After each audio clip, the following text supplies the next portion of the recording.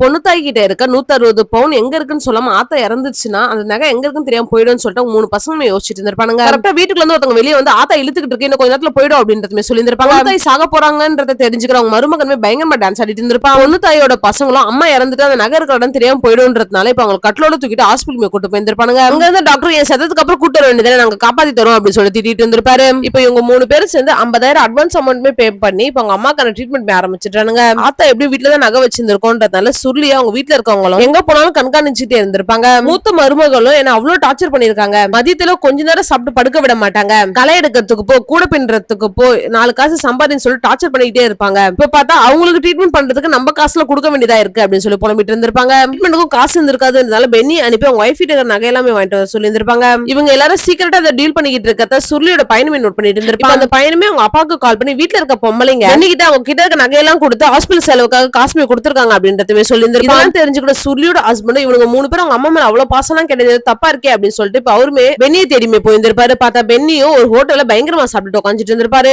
பென்னியை பிடிச்சி என்ன நடக்குது சொல்லுடான்னு சொல்லிட்டு மேட்டர் இருந்திருப்பாரு. அப்ப பென்னியுமே உண்மையை சொல்லிடுறான். என் பொண்டாட்டிக்கு வர வேண்டிய 160 பவுன் அவங்களும் எடுத்துக்க பாக்குறாங்களா அப்படின்னு சொல்லிட்டு பென்னியை மிரட்டிட்டு அங்க என்ன நடக்குதுன்றது எனக்கு கரெக்டா சொல்றேன் நீ அப்படின்னு சொல்லிட்டு மேட்டர் இருந்திருப்பாரு. ஹாஸ்பிட்டல் இந்த டாக்டர் இங்கிலீஷ்லயே பேசி இருந்திருப்பாங்கன்றதால இவங்க 3 பேருக்கும் எதுவுமே புரிஞ்சிருந்திருக்காது. இங்க சுருளியோட ஹஸ்பண்டும் ஒரு பக்கம் 160 பவுன் வரப்போகுதுன்றதால இந்த மலை எவ்வளவு அப்படின்னு சொல்லி விளக்கிட்டு இருந்திருப்பாங்க. நர்ஸுமே அங்க வந்து உங்க அம்மா ரொம்ப சீரியஸா இருக்காங்க, முடிய போதுங்க அப்படின்றதுமே சொல்லிடுறாங்க. இதை கேட்கிற பொண்ணுக்காரோட பசங்களும் இப்ப ஷாக் ஆயிடுறாங்க. காலையில இருந்து வந்த டாக்டர் எல்லாமே இவங்க கிட்ட இங்கிலீஷ்லயே பேசியிருந்திருப்பாங்க. இவங்களுக்கு யாருக்குமே எதுவுமே புரிஞ்சிருக்காதுன்றதுனால சாகறதுக்கான இவ்வளவு ட்ரீட்மெண்ட் பண்ணணும்னு சொல்லிட்டு இவங்க 3 பேருக்குமே சண்டை வந்துடுது. இதெல்லாம் பாத்துக்கிட்டு இருந்தா அந்த ஹாஸ்பிட்டல் எம்டியோ அங்க இருக்க ஸ்டாஃப்ஸ் எல்லாம் பயங்கரமா திட்டிட்டு 3 பேரும் உள்ள கூப்பிட்டு உட்கார வச்சு இப்ப பொண்ணுத்தையோட கண்டிஷன் கிளியரா எக்ஸ்பிளைன் பண்ணியிருந்திருப்பாரு. ஆபரேஷன் பண்ணா மட்டும் தான் உங்க அம்மா பழைக்கிறதுக்கான வாய்ப்பு இருக்கு, இதுக்கப்புறம் உங்க விருப்பம் அப்படின்றதுமே சொல்லிடுறாரு. ஆபரேஷன் பண்றதுக்கு 4 லட்சம் செலவாகுன்றதுமே சொல்லியிருந்திருப்பாங்க. ஆல்ரெடி உங்ககிட்ட இந்த எல்லா காசுமே இவங்க செலவு பண்ணிட்டு இருப்பாங்க.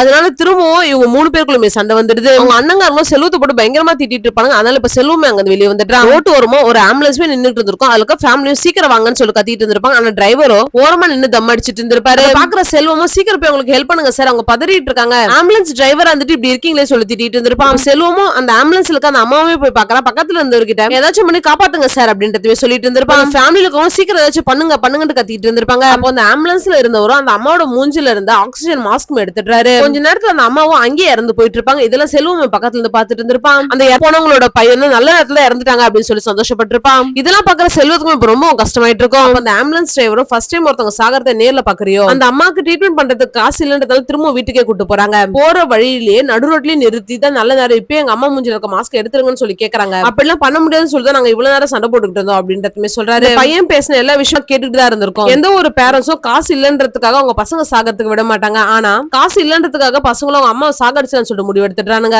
அப்படின்னு சொல்லிட்டு அந்த டிரைவருமே அங்க இருந்து போயிட்டு இருப்பாரு. இதெல்லாம் பாத்துக்கிட்டு இருந்த செல்வத்துக்கும் இப்ப ரொம்ப கஷ்டமாயிட்டு இருக்கும். ஹாஸ்பிட்டலுக்கு போன செல்வமும் இப்ப அண்ணன் கிட்ட எல்லாம் ஆபரேஷன் பண்ணா அம்மா பழைக்கணும்னு சொல்றாங்க, நம்ம ட்ரை பண்ணி பாக்கலாமா அப்படின்றதுமே கேட்டு இருந்திருப்பான். நம்ம இந்த நிலைமையில இருந்து நம்ம பசங்க நமக்கு ட்ரீட்மெண்ட் பண்ணாம நம்மள சாக விட போறாங்கன்னு தெரிஞ்சா நம்மளுக்கு எப்படி நான் இருக்கும், ஆத்தாக்கு இந்த ஆபரேஷன் பண்றதுக்கு ஏதாச்சும் பண்ணலாம் அப்படின்னு சொல்லி கேட்டு இருந்திருப்பான். இதெல்லாம் கேட்டுக்கிட்டு இருந்த பெண்ணியும் இப்ப சுள்ளியோட ஹஸ்பண்ட் கிட்ட பேசிட்டு இருந்திருப்பான். ஆத்தாக்கு ஆபரேஷன் பண்றதுக்கு காசு இல்லாம திணறிட்டு இருக்காங்க, இன்னைக்கு சாயந்தரம் டிஸ்சார்ஜ் பண்ணிடுவாங்க, அந்த நகை யாருக்குமே கிடைக்காது அப்படின்றதுமே சொல்லிட்டு இருந்திருப்பாரு. மலையை வாங்கறதுக்காக அட்வான்ஸ் பே பண்ண போன சுள்ளியோட ஹஸ்பண்ட் இப்ப அந்த காசெல்லாம் எடுத்துட்டு வந்து இந்த காசை வச்சு எப்படியாவது ஆத்தாவை காப்பாத்தி அந்த நகை எங்க இருக்குன்னு கேட்டு சொல்லுடா அப்படின்னு சொல்லி அந்த காசுமே கொடுத்து இருந்திருப்பாரு. பெண்ணியும் அந்த காசை எடுத்துட்டு வந்து கொடுத்து இந்த ஆபரேஷனுக்கான எல்லா ஏற்பாடுமே பண்ணிட்டு இருப்பாரு. எங்க வீட்டுல சுருளியும் பக்கத்துல இருக்கவங்க பிளவுஸ்மே தச்சு கொடுத்துருந்து அதான் பாக்குறாங்க. அண்ணியும் அங்க உங்க அம்மா சீரியஸா இருக்காங்க, இங்க நீ பிளவுஸ் தச்சு கொடுத்து காசு சம்பாதிச்சுக்கிட்டு இருக்கே அப்படின்னு சொல்லி கேட்டு இருந்திருப்பாங்க. இந்த ஊர்ல இருக்கவங்க எல்லாரும் என்ன புருஷ வீட்டுக்கு அனுப்பாம இந்த வீட்டுல வேலை செய்யறதுக்காக தான் இங்க வச்சிருக்காங்கன்னு நினைச்சிட்டு இருந்தாங்க. ஆனா அம்மாவோ எனக்கு கல்யாணம் ஆகிறதுக்கு முந்த நாள் நைட் வரைக்கும் யாருக்கும் தெரியாம என்ன ஸ்கூலுக்கு கூட்டு வருவாங்க. லைஃப்ல 4 காசு சம்பாதிக்கணும்னு சொல்லிட்டு அம்மா எப்பவுமே சொல்லிக்கிட்டே இருப்பாங்க.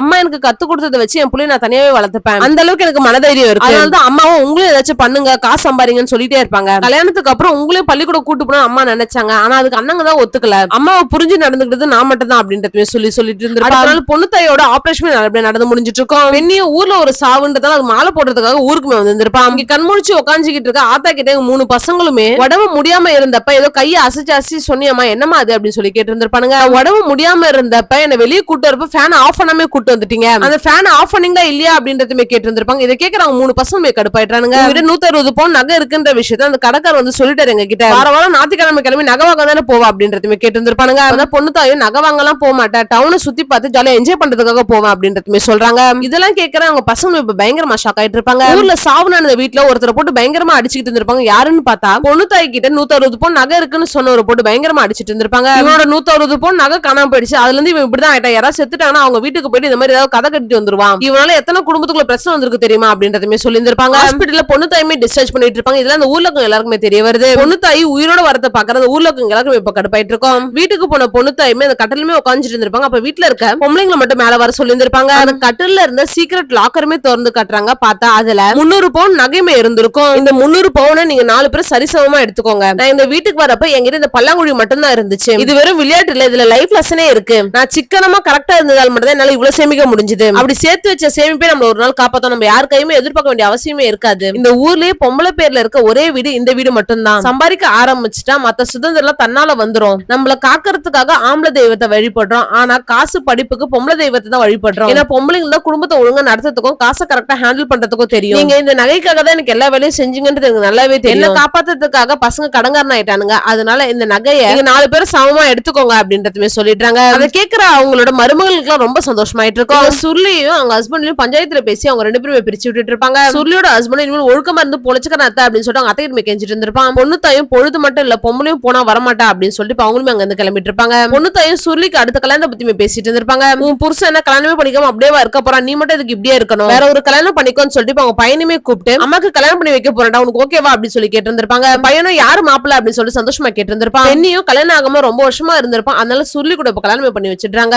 பெண்ணியும் தாலி கட்ட வரப்ப சுருளியை பார்த்து அவங்க அம்மா தலை குனிஞ்சு இந்த தாலியை கட்டிக்காத, தலை நிமிந்து வாங்கிக்கோத அப்படின்றதுமே சொல்லி இருந்திருப்பாங்க.